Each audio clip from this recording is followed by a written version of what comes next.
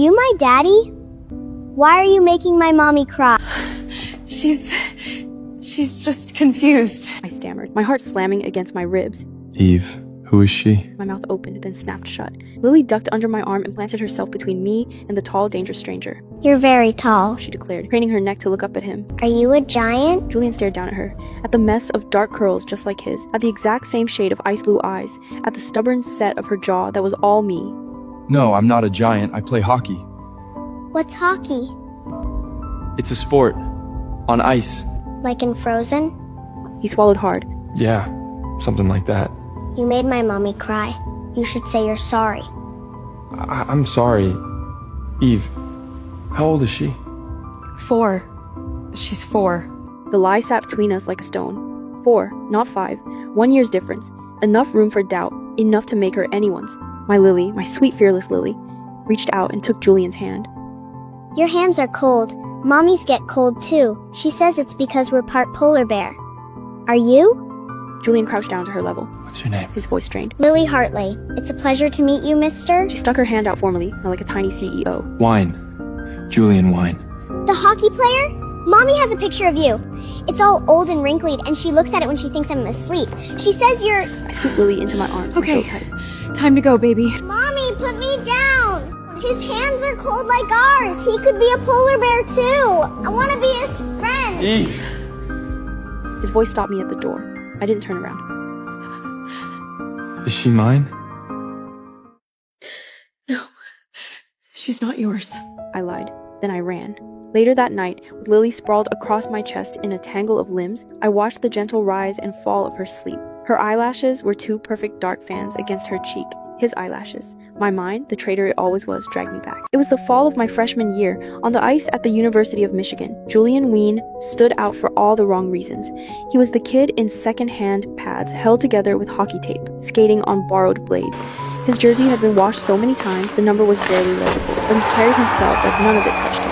All sharp angles and coiled tension, like something waiting to strike. I loved the cold focus in his eyes, the hard line of his jaw that refused to yield to anyone. He was also drowning. His grandfather's medical bills were burying him alive, and the hockey scholarship he should have had was handed to a legacy kid whose family had the right coach on speed dial. I wanted to help him. Julian, I really like you, and I have money enough to help with your grandfather's medical bills. Let me help you, please. He looked at me like I'd just insulted everything he'd ever worked for, but I'd never lost at anything, until the night his grandfather collapsed from a heart attack. The ICU bill was $20,000 a day. I paid it before he could argue, and Julian finally let me in. In my foolish, naive heart, I thought I'd saved him. It took me years to understand I'd just broken him differently. He never stopped working side jobs, never stopped waking at 4 in the morning for extra ice time. He barely touched my money, but the damage was done. Whispers followed him through the locker room. Teammates looked through him or hit him a little too hard in practice. And I, still floating in my comfortable bubble, would just squeeze his hand and tell him they were jealous. I never once saw the war he was fighting on his own. Then came senior year. My family collapsed. My father was indicted for fraud, and the government froze every asset we had. I couldn't cover my own tuition. I went from heiress to broke overnight, and I didn't tell Julian. I made a choice. I called him to meet me outside. I can't do this anymore, we're done. Why? You were fun for a while, Julian, but I'm moving on. Fine. That night I snapped my SIM card in half, deleted every account I had, and caught a bus to Chicago, pregnant and alone. I didn't tell Julian, because I had just found out I was pregnant, and he had just gotten his draft offer from the NHL. I ran from the debt collectors, from the city, from him, Detroit to Chicago to Milwaukee, city to city, until I came back here 3 months ago. I never thought I'd see him this soon. My phone buzzed on the nightstand at 5 in the morning. We need to talk. Don't make me come back to that club to find you. The next night, Marco pulled me aside before my shift. VIP room. He asked for you by name. I can't. Eve. He bought a $20,000 bottle. He's not going anywhere. Just go. Julian was in the same booth alone, in a leather jacket that cost more than my month's rent. He was turning an empty glass slowly between his fingers. I have other tables. Sit down, Eve. I'm not leaving until we talk. Something in his voice made me sit, on the very edge of the cushion, ready to run. Why did you leave? Were you really just done with me? That same predatory stillness he'd always had on the ice. 6 years hadn't thawed the Michigan winter in his eyes. Your number was disconnected. Every account gone. I even called the university's alumni officer. You really didn't want to be found. No, I wanted to scream. I was pregnant. I wasn't going to let you throw away the NHL for me, but I didn't.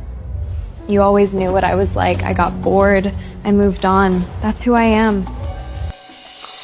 I don't believe you. Suit yourself. Is Lily my daughter? It landed like a blindside check, and I felt it in my teeth. No, Don't lie to me, Eve. Not about this. she's not yours. Then whose is she? Someone steady you found after everything fell apart? Your fiancé, Ivan? Is that his name? Stop. How can I? I spent 6 years looking for you. 6 years asking myself what I did wrong, why you left, whether you were even still alive. And now I find out you have a daughter! You're in the NHA, Julian. You live in arenas and hotel rooms half the year with sports media tracking your every move. I didn't expect a real future with you. Never expected a future.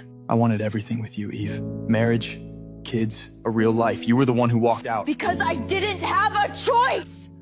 The words came out before I could stop them. Steadied myself. You already know what happened. My family collapsed. My father's in federal prison. The debts are still not settled. I had I would nothing have faced left. all of that with you. That's easy to say now. I'm saying it because it's true. Do you know why I signed with Detroit? 12 teams made offers. I had better money on the table from 4 of them. Better cities, better odds. Why do you think I came back here?